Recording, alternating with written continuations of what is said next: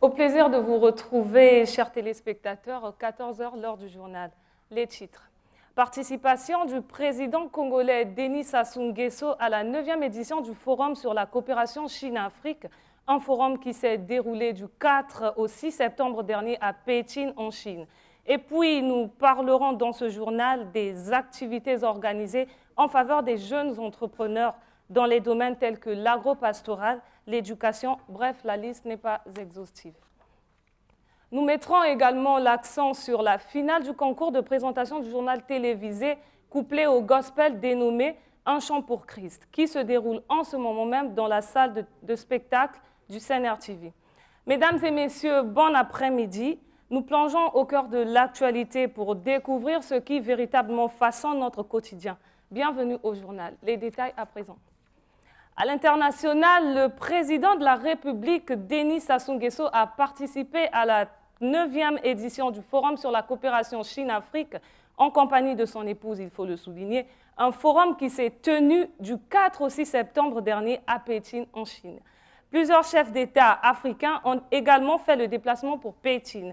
Reportage Célestin Okanoirika. Le gouvernement congolais entend accompagner les jeunes de 18 à 40 ans dans la création d'entreprises, ce à travers un projet intitulé « Un jeune, une entreprise ». Dans le cadre de la matérialisation de ce projet, un accord de partenariat a été signé le 2 septembre dernier entre le gouvernement et le Programme des Nations Unies pour le développement, en sigle PNUD. Les documents selon cet accord ont été paraphés côté congolais par le ministre des Petites et Moyennes Entreprises et de l'artisanat Jacqueline Lydia Mikolo, et pour le PNUD par Adama Dion Barry, représentante du PNUD au Congo. Reportage signé Sylvie Karine Ngoteni. Un forum au Congo-Côte d'Ivoire se tiendra du 30 octobre au 12 novembre prochain à Brazzaville. Les questions en rapport avec les préparatifs de ce forum ont été abordées le 2 septembre dernier par la directrice pour l'Agence pour la promotion des investissements, Annick Patricia Mongo, et l'ambassadeur de la Côte d'Ivoire au Congo, Koné Maman. Reportage Gaël Goma.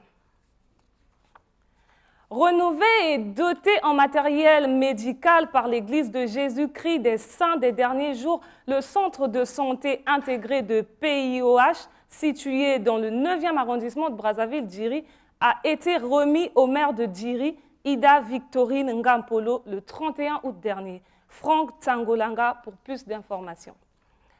Ouvrons le chapitre jeunesse comme annoncé au titre.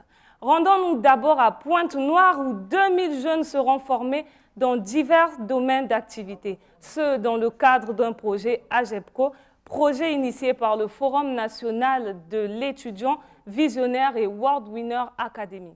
Des précisions avec Aurélie Dobézy de Télécongo Pointe-Noire. Revenons à Brazzaville où les manuels scolaires de mathématiques, des sciences de la vie et de la terre, de français et de physique du niveau primaire et du secondaire de 4 pays de l'espace francophone ont été évalués récemment. Un atelier régional a été ouvert le 2 septembre dernier à Brazzaville pour la restitution des travaux d'évaluation de ces manuels scolaires. Le reportage est de Jean Bataladjo. Toujours dans le registre des activités organisées en faveur des jeunes, à Madingoukaï, dans le département du Kwilu, les jeunes ont bénéficié d'une formation dans le domaine agropastoral et dans la fabrication du savon et de détergents.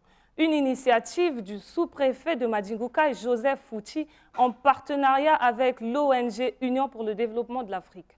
Retrouvons Perron Tiba de Télécongo Pointe-Noire. Encourager les jeunes, mesdames et messieurs, à devenir des acteurs de paix et de développement dans leur communauté, c'est l'objectif de la campagne de sensibilisation et de concrétisation, lancée à Brazzaville par l'ONG Ikia Sassou Nguesso. D'Éric Makebo pour plus de détails. Dans la suite de l'actualité juvénile, nous parlons du concours de présentation du journal télévisé couplé au gospel dénommé Un chant pour Christ, qui avait ouvert ses portes le 19 juillet dernier.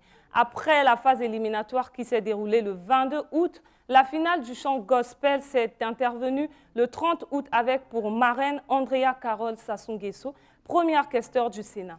Enfin, celle de la présentation du journal télévisé se déroule en ce moment même dans la salle de spectacle du CNR-TV, dont la marraine est Aline France Etokabeka, directrice de programme de Télé Congo. Vous suivrez les images dans nos prochaines éditions. Mbaya Grace est la lauréate du concours du chant gospel organisé par l'émission L'Avenir c'est nous, présentée par Dorcas Miantama, diffusée sur Télé Congo. Cette finale du concours de chant gospel couplée à la demi-finale de la présentation du journal télévisé s'est tenue le 30 août dernier dans la salle de spectacle du CNR-TV, dont l'objectif est de permettre aux enfants et aux jeunes d'utiliser intelligemment leur temps en cette période de vacances scolaires. Le reportage est d'Arlette Bakala. Comprendre l'actualité, mesdames et messieurs, c'est déjà commencer à changer le monde. C'est par cette note de la finale du chant gospel que nous mettons un terme à cette édition. Portez-vous bien, à très bientôt pour plus de nouvelles perspectives. Sous vos applaudissements, s'il vous plaît. Déborah Mundaya se prépare.